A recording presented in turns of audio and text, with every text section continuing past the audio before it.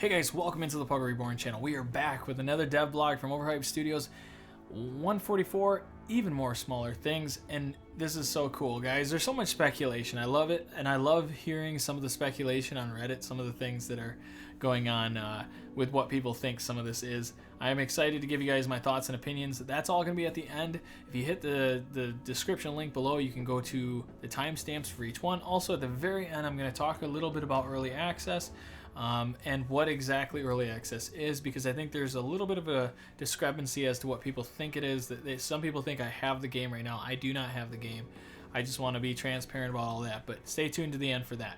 Without further ado, let's do it. Polishing the Blazing Deserts DLC continues as we take a look at another potpourri of small additions and quality of life improvements coming with the release on August 13th. You can already wishlist the DLC on Steam and GOG. Let's take a look. Exploration. A new and entirely optional way to play your campaign is with a map that is unexplored in the beginning. Save for your immediate surroundings. You'll have to discover the lay of the land and uncover every settlement yourself, as everything is hidden in a thick fog covering the map at the start, which ultimately, guys, if you don't know, fog of war is what it's pretty much called. If you're probably, most people are familiar with that. If you're into exploration, this could make for an interesting and fresh campaign. It's only recommended for experienced players that know what they're doing. However, the exploring the map as you go adds some difficulty keeping your men alive as well. And contracts may send you to settlements that you've never been to and that you have to go to first. You have to find first. That is a big deal. Not your normal. We'll go over that later, but not your normal circumstance here with Fog of War. Okay, so terrain. As you probably know by now, the Blazing Deserts DLC adds several new types of terrain. But if you ever wandered from afar, what terrain a particular enemy camp sits on, fret no more. The game will now give you a tooltip of camps, what terrain your men will be fighting on without having a first engagement in the camp. That's even more important than the combination of terrain and fortifications is about to change the dynamic of battles thanks to the objects like palisades making it into a combat map. Yeah, that's going to be an interesting talk for that. Yeah. Events are the spice of life. The Blazing Deserts DLC adds plenty of new ones, both for the travels south and the interactions between characters. Observe a fire juggler in the city-states. Discuss astronomy with southern scholars. Find cultists of Davkul doing something sinister in the desert, and have your men get sunburned. That is so sweet. All the events are illustrated with a new art like that below. Oh man. Oh, I cannot. Yeah, this is amazing. Okay, achievements. And I know this was a big one that started coming forth, and this is gonna get interesting as well. Can't do a new DLC without new achievements. A total of currently 12 new achievements to unlock await the completionists of you. As you can challenge yourself with defeating powerful new opponents, doing trick shots with handguns, winning arena bouts, and more. Can you guess what the achievements are based on these icons? This is interesting.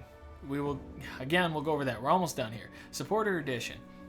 As our previous DLC, we are again offering the Supporters Edition for those who want the support of us and beyond working on Battle Brothers. As a thank you, we'll be given a special player banner that appropriately reflects the wealth, craftsmanship, and the culture of the South to its people. That is so stinking beautiful. Oh, I love gold. I got an obsession. You can wishlist the Blazing Desert Support Edition here on Steam.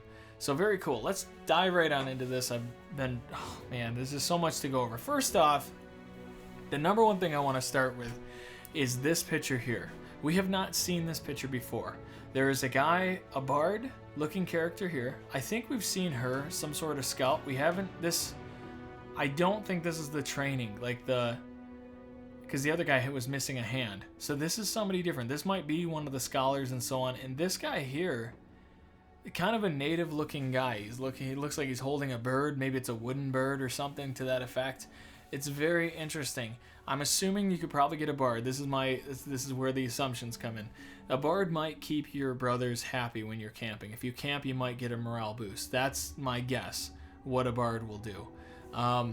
Which could be a big deal. Going before you jump into a fight, how many times are you getting into the night, or you want it to be a night battle? And you go in and you're like, well, if I heal a little bit or whatever the case is, let's just pass some time. This guy, if given that's the proper indication of what he's going to be, can really boost the morale, which gives you a buff jumping into a fight. That would be incredible. This guy here, I want to say it's a scholar, but look at what he's wearing.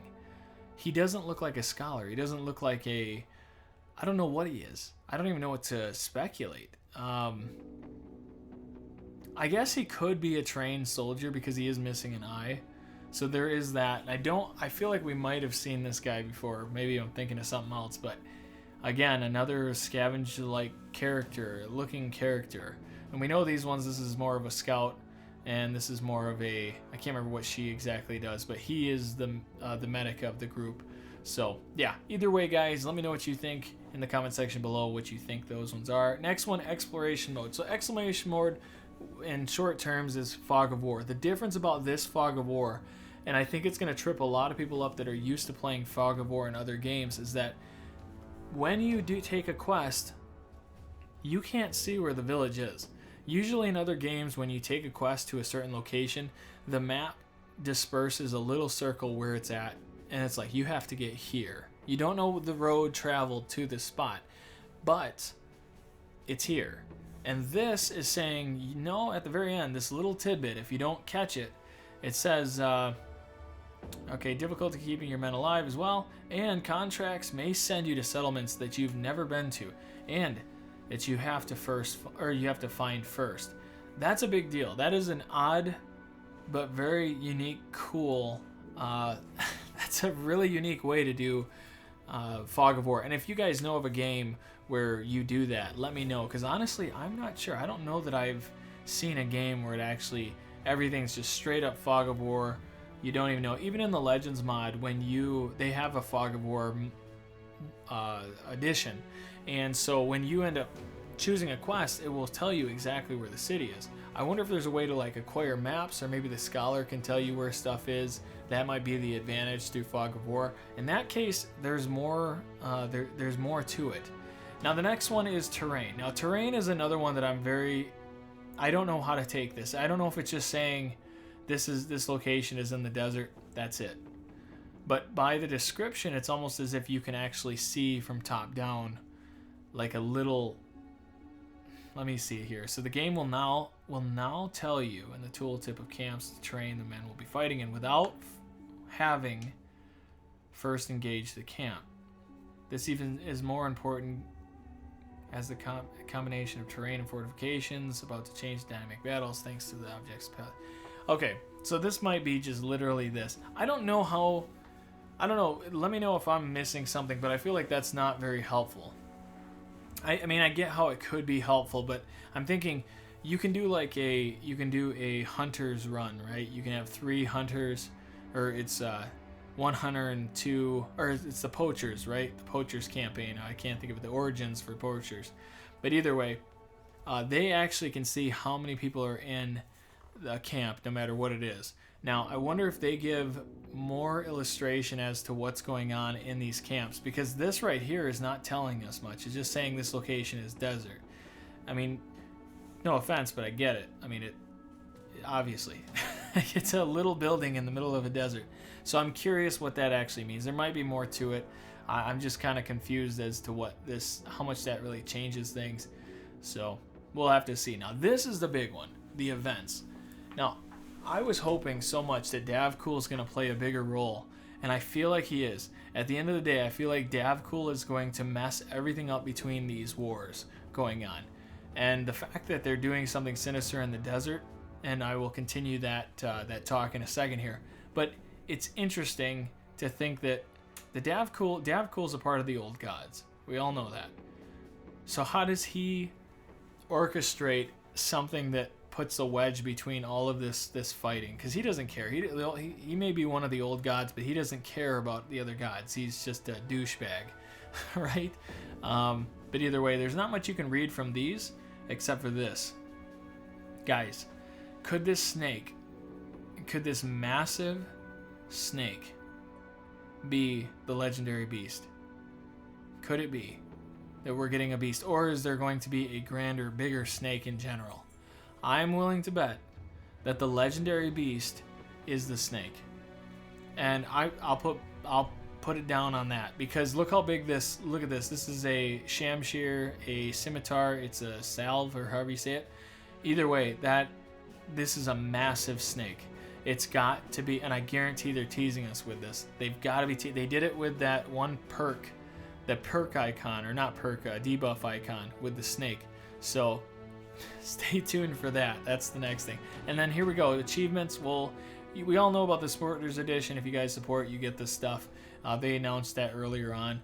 This is probably just going into more detail. It didn't show the shields last time. It did show the banner. That's still really cool. But here's the achievements. Now, you can go and check that out on Reddit. There's I can't remember who it was, but shout out to the people, whoever's on Reddit that ended up posting these. It actually gives a name with each one, and this to me is probably the most interesting. Some book of Dav cool, though. If you go to check out what it's actually called, or what it says something about puppeteer, something about the puppeteer. So I'm thinking there may be the legendary beast could actually be somebody who can maybe mind control. I don't know. Maybe there's a legendary necromancer. That would be pretty sweet. Either way, guys, check that out. I'll leave a link to it if I'm able to here. I'll leave a link to this actual thing for the achievements on Reddit if you guys want to check that out. So, anyways, that's gonna do it there, guys, for even s'mores and smaller things. No, but even more smaller things. Last thing I want to get into is just the early access stuff, guys. Yes, I did get granted early access. I am giving away 3 copies during the week of. If you tell me you want it, I've only had one person come forth and say yes, I would like to get the DLC. Their name is written down, so technically they're getting all 3 if that's the case. No, but let me know. However, I will get more into that at a different time. This is what early access is, guys. Early access is, if you don't know, if you're not familiar with it, if a companies broadcast, they give their game away to certain people only so many days prior to the release. Sometimes they do it 2 weeks prior, and they say, hey, you can't upload any video footage or anything until this date. Sometimes they give the game the week that it's going to be released. So this is going to be released August 13th, which is a Friday, and they might give the game on Monday and be like, hey, you get the game Monday. As soon as the clock strikes midnight, you can enter this code in, you'll get the game, and then you can either broadcast, you can do videos, whatever it is. Promote this game for us. That's what they're doing. It's a great way for people to know or see the content, and that's what it is. I have not been given an official date on when they're going to be giving that away, so I'm assuming it's going to be the week of. I'm just going to wait and see what they say, I guess is what it's coming down to. It's just a wait game at the moment, but feel free to ask. If you have any questions or anything else, feel free to ask. That's what I know so far, though. So anyways, guys, thanks for coming out to the channel, and I will see you in the next one. Bye!